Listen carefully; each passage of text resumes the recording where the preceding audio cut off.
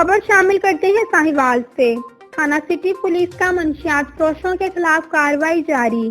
ہمارے نمائندہ گلفام حیدر قریشی کی رپورٹ کے مطابق district police officer Amir Taimur Khan صاحب کی ہدایت پر D S P city circle Muhammad Salim Khan صاحب کی زیر نگرانی ایس ایچ او تھانہ city Sahiwal Mudassar Ghaffar Khan, Ghulam Farid S I کی اپنی ٹیم کے ہمراہ پیشہ ورانہ صلاحیتوں کا مظاہرہ کرتے ہوئے بدنام زمانہ منشیات فروش محمد نواز بھٹی سکنہ 79 پائیوار ساہیوال کو رنگے ہاتھوں گرفتار کر لیا۔